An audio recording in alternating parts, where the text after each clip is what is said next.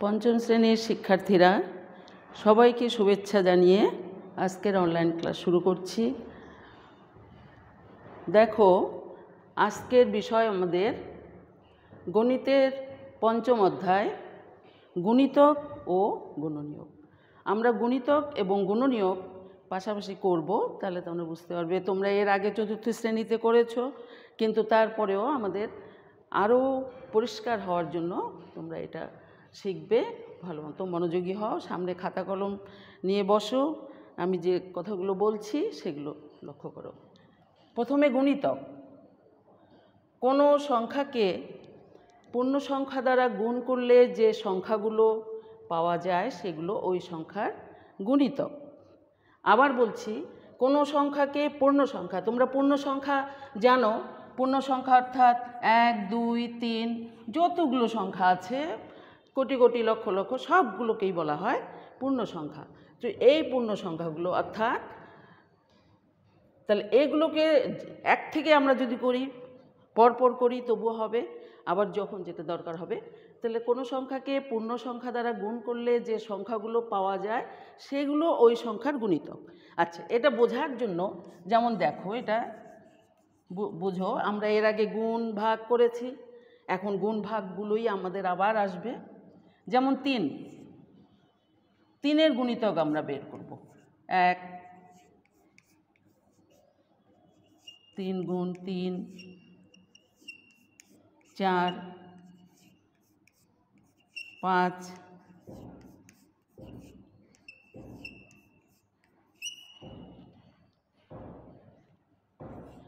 আমরা আরও বেশি লিখি,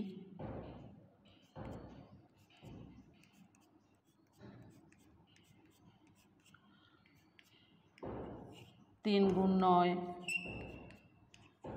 3 গুণ 10, এভাবে আমরা যতবার যাব। তাহলে এখানে 3, 6। গুণ মানে কি? গুণ মানে কতবার, অর্থাৎ 3 একবার হচ্ছে, 3 দুইবার, অর্থাৎ 3 যোগ 3, এভাবে আমরা শিখেছি।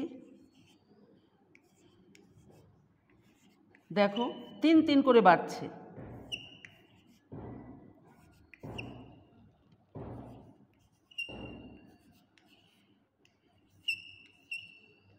ঠিক আছে, এটা 3-এর গুণিতক। তাহলে 3-এর গুণিতক কোনগুলো দেখো, এই যে এই সংখ্যাগুলো। 3কে পূর্ণ সংখ্যা দ্বারা গুণ করলাম, গুণ করে যে সংখ্যাগুলো বের হলো, অর্থাৎ 1, 2, 3, 4 এগুলো হচ্ছে পূর্ণ সংখ্যা, তারপর গুণ করে যে গুণফলগুলো, সেই গুণগুলোই হচ্ছে 3-এর গুণিতক। তাহলে এখানে আমরা বলতে পারি যে এইগুলো হচ্ছে 3-এর গুণিতক। আবার 4, আর একটা সংখ্যা আমরা করি, 4-এর গুণিতক। 4 গুণ 1,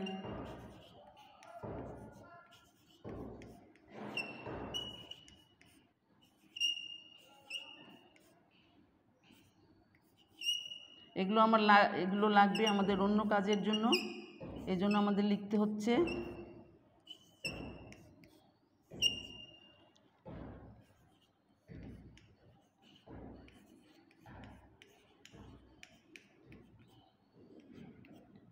চার, আবার 4 4 করে বাড়ছে।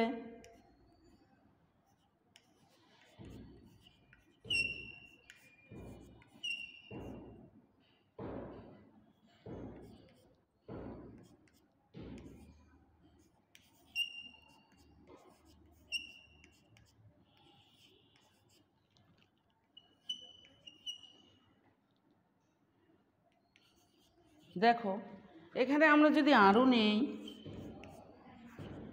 11, এটাও দেখো 2 সংখ্যারও গুণ আমরা করতে পারি পূর্ণ সংখ্যা দ্বারা।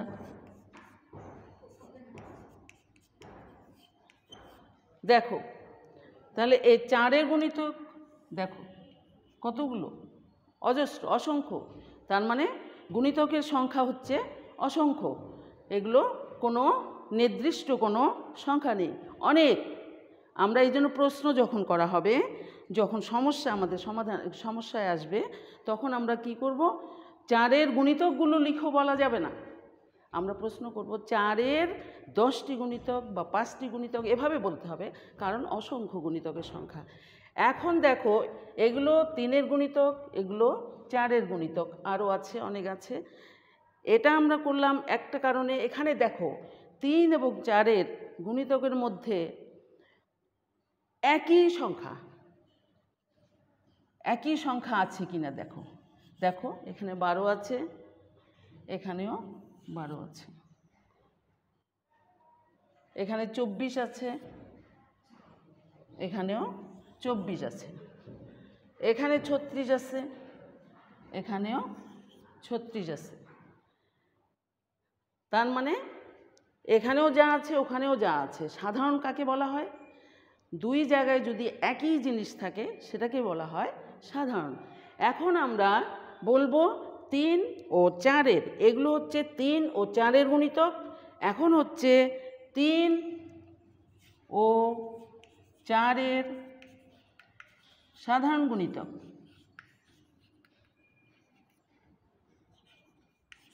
সাধারণ মানে একই সংখ্যা। কত? 12, 24। দেখো ছোট থেকে বড় যাচ্ছে কিন্তু, তাহলে সাধারণ গুণিতক। এখন এই সাধারণ গুণিতক, তাহলে 3 ও 4-এর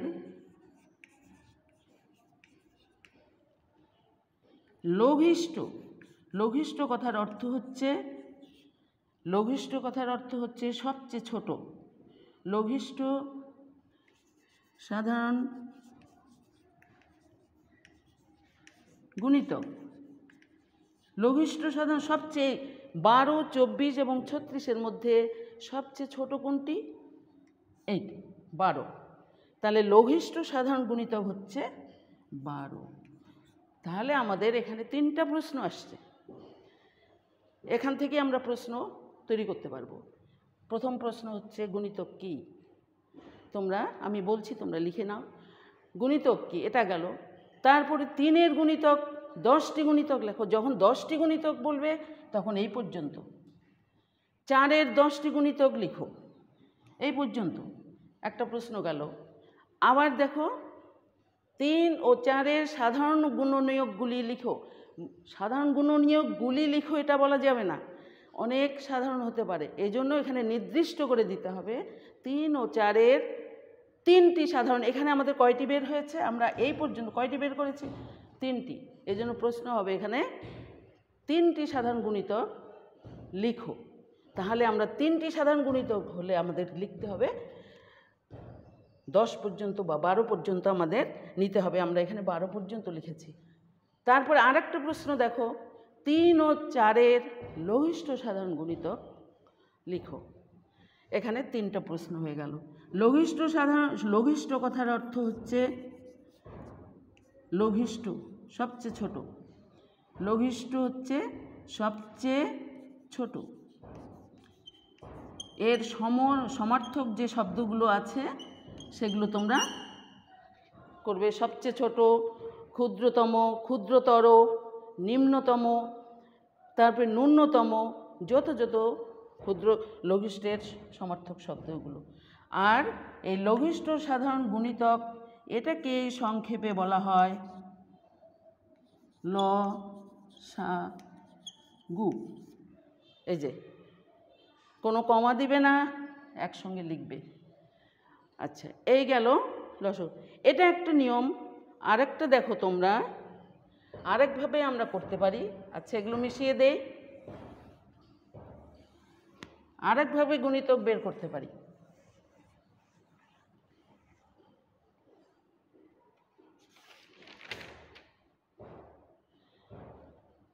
তিন ও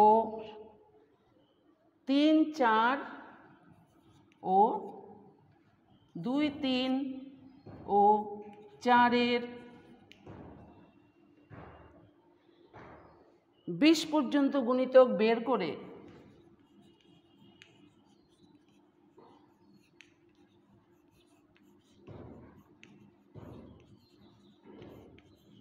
দেখো, এগুলো সব নির্দিষ্ট করে প্রশ্ন বলে দিবে তোমাদের, এবং এইভাবেই প্রশ্ন তৈরি হবে। বের করে, এটা একটা প্রশ্ন, সমস্যা। দেখব কয়টি সাধারণ গুণিতক বের হবে, কয়টি সাধারণ গুণিতক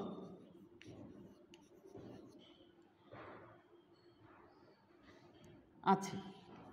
আচ্ছা, এখন 20 পর্যন্ত আমরা প্রত্যেকটার করব। এগুলো এখন আমি যে জিনিসটা দেখাবো এগুলো এটা পাশাপাশি। এর আগে আমরা উপরে নিচে করেছি, এখন পাশাপাশি। তাহলে 2 একে 2, 2 এর গুণিতক, 2 এর গুণিতক 2, 4, দেখো 2 2 করে বাড়ছে, 6, 8, 10, 12, 14, 16, 18, 20, 22, 24, 26, 28, 30, কটা হলো? 15টা। 32, 34, 36, 38, 40, এখানে 20টা বের হয়েছে। 3 এর গুণিতক 3, 6, 9, 12, 15, 18, বুঝতে পারতেছো তোমরা? পূর্ণ সংখ্যা 1 2 3 করে গুণ করছি আমরা, মুখে মুখে গুণ করছি আমরা। 21, 24, 27, 30, 33, 36, 39, 42, 45, 48, 51, 54, 57, 60। দেখো 20টা করে বের হচ্ছে, 20টা করে বের করতে বলেছে আমাদের 20 পর্যন্ত। 4 4 4 করে 4, 8, 12, 16, 20, 24, 28, 32, 36, 40, 44, 48, 52, 56, 60, 64, 68, 72, 76। দেখো 4 4 করে বাড়ছে আমাদের, 76, তারপরে আরও আছে হয়তো।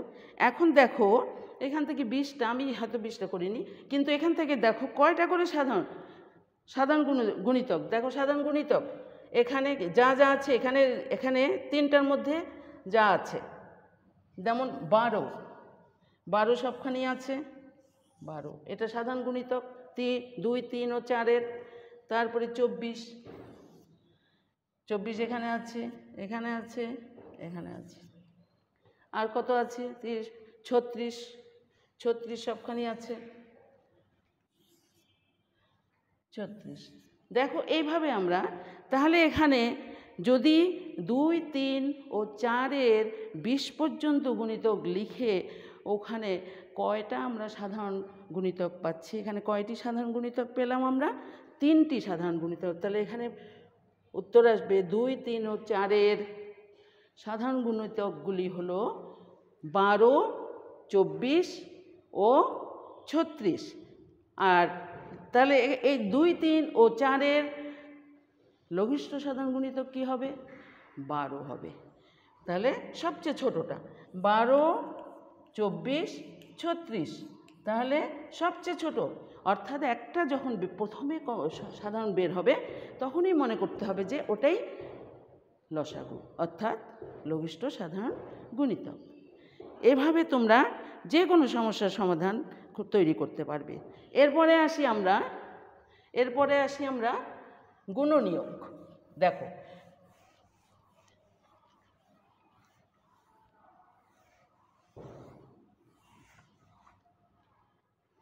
গুণনীয়ক,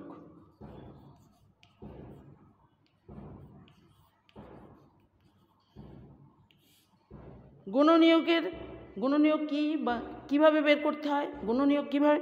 কোনো সংখ্যা যে যে সংখ্যা দ্বারা বিভাজ্য, কোনো সংখ্যা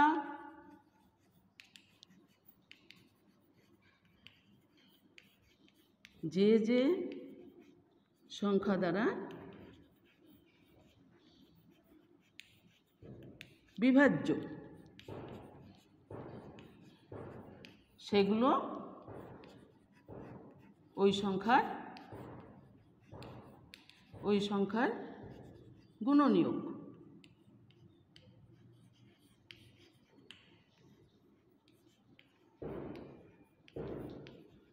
বুঝতে পেরেছ কথাটা? আবার দেখো, কোনো সংখ্যা যে যে সংখ্যা দ্বারা বিভাজ্য, অর্থাৎ যে যে সংখ্যা দ্বারা ভাগ করলে ওই সংখ্যাটা মিলে যায়, অর্থাৎ কোনো ভাগশেষ থাকে না, সেই সংখ্যাগুলোই হবে ওই সংখ্যার গুণনীয়ক। যেমন মনে করো 4, 4কে কোন পূর্ণ সংখ্যা দ্বারা, কোন সংখ্যা দ্বারা? 1 থেকে 4 পর্যন্ত। গুণনীয়কের আবার নিয়ম হচ্ছে নির্দিষ্ট। ওই সংখ্যাটা 1 এবং ওই সংখ্যাটা, তাহলে 1 দিয়ে ভাগ যাবে 4, 4কে 2 দিয়ে ভাগ যাবে 2, 4কে 3 দিয়ে কি ভাগ যায়? না, তাহলে এখানে ক্রস দিতে হবে। তাহলে 4কে কত দিয়ে ভাগ যাবে? 4, 1। তাহলে দেখো যে সংখ্যাগুলো বের হলো, 4 এর যে সংখ্যাগুলো বিভাজ্য হলো, ভাগ করে যে ভাগফলটা হলো, সেই ভাগফলগুলোই হচ্ছে। তাহলে এখানে 4-এর গুণনীয়ক হচ্ছে 1, 2, 4। আবার দেখো 8, 8 ভাগ 1, 8 ভাগ 2, 8 ভাগ 3। এভাবে আমরা নিয়ম, এভাবে 5, 8 ভাগ 6, 8 ভাগ 7, 8 ভাগ 8। দেখো লাস্ট ওই সংখ্যাটা, এখানে অনেকগুলো লিখতে হবে না তোমাদের। তাহলে কত? এটা কি যায়? যায় না। এটা ভাগ যায়, এটা যায় না, এটা যায় না, এটা যায় না। তাহলে 8-কে 8। দেখো এখানে 8-এর গুণনীয়ক করো। দেখো নির্দিষ্ট বলেছি, গুণিতক অসংখ্য এবং গুণনীয়ক হচ্ছে নির্দিষ্ট। তাহলে 4-এর গুণিতক কয়টি? 1, 2, 3, 3টি। 8-এর গুণনীয়ক কয়টি? 1, 2, 3, 4, 4টি। কি কি? 1, 2, 4, 8। এটা নির্দিষ্ট। তাহলে এখান থেকে দেখো সাধারণ কি কি আছে? এই যে 4, এখানেও 4 আছে, এখানেও 4 আছে, এখানেও 2 আছে, এখানে 2 আছে। তাহলে এখানে প্রশ্ন একটা তৈরি হবে, 4 ও 8-এর সাধারণ গুণনীয়ক। সাধারণ গুণনীয়ক কত? 1টাকে আমরা বাদ দেব না, 1 কিন্তু সব 1, 2, 4। দেখো সাধারণ হচ্ছে 1, 2, 4। এখানে আরেকটা প্রশ্ন, গরিষ্ঠ সাধারণ গুণনীয়ক। গরিষ্ঠ সাধারণ গুণনীয়ক কি? গরিষ্ঠ মানে সবচেয়ে বড়, সবচেয়ে বড়। তাহলে গরিষ্ঠ সাধারণ গুণনীয়ক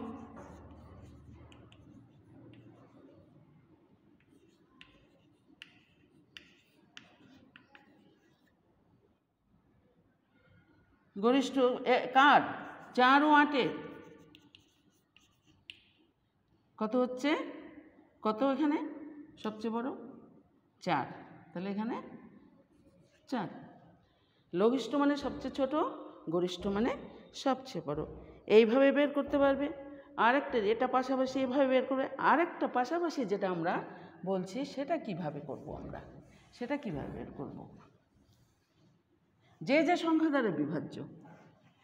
দেখো 18 আর 24। দেখো 18-এর আমরা এভাবে বের করতে পারি। 18 পর্যন্ত তোমরা লিখবে।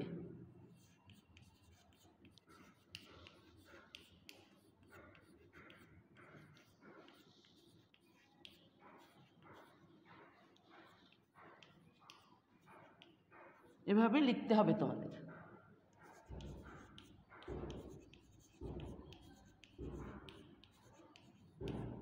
এগুলো কি সব পূর্ণ সংখ্যা। দেখো 18 এর গুণনীয়ক যখন বের করতে হবে তখন 1 থেকে 18 পর্যন্ত আমরা জানবো বিষয় হলো। এখন আমরা দেখব এই 18কে কোন কোন সংখ্যা দ্বারা এখানে বিভাজ্য। যেমন 1 দিয়ে তো যাবেই, 2 দিয়ে, 3 দিয়ে, 6 দিয়ে, 9 দিয়ে, মাঝখানের কোনোটা দিয়ে যাবে না, একদম যাবে 18 দিয়ে। এভাবে আমরা বের করতে পারি। যেমন তারপরে ধরো 24, এইগুলো 24 পর্যন্ত, এটাও 24 পর্যন্ত আমাদের লিখতে হবে।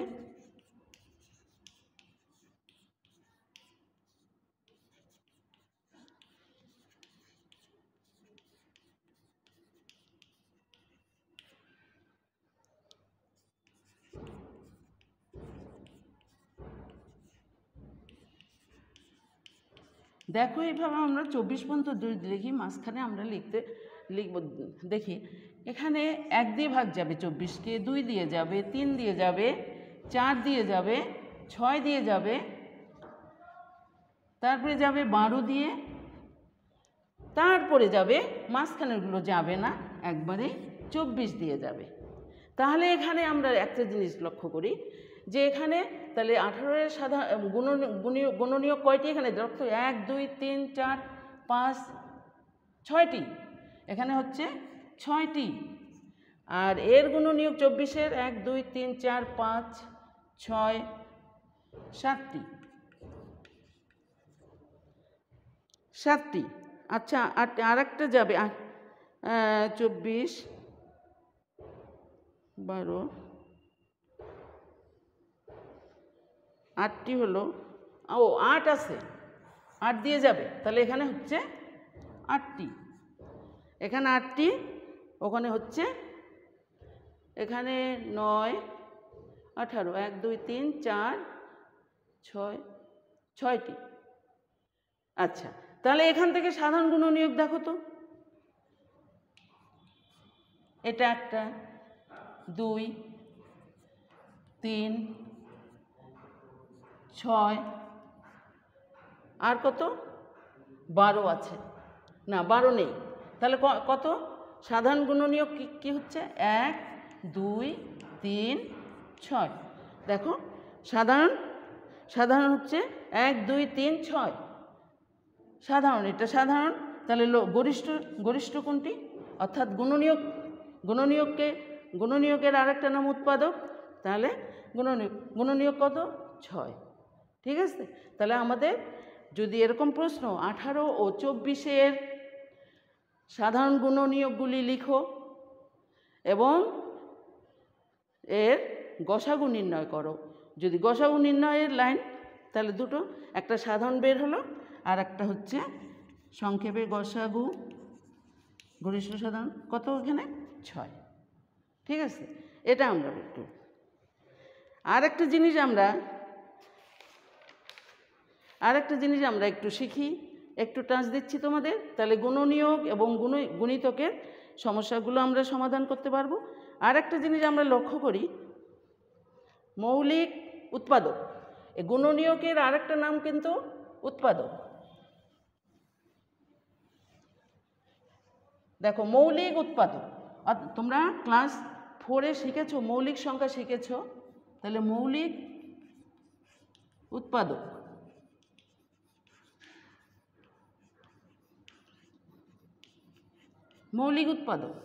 মৌলিক হচ্ছে মৌলিক সংখ্যা, যে সংখ্যার গুণনীয়ক 1 এবং ওই সংখ্যাটি নিজেই, সেটাকে বলা হয় মৌলিক সংখ্যা, সেগুলোকে বলা হয় মৌলিক সংখ্যা। অর্থাৎ দুটি গুণনীয়ক, মৌলিক সংখ্যার কয়টি গুণনীয়ক থাকবে? 2টি। আর যখনই 2টির অধিক গুণনীয়ক হয়ে যাবে সেই সংখ্যাটা কি হয়ে যাবে?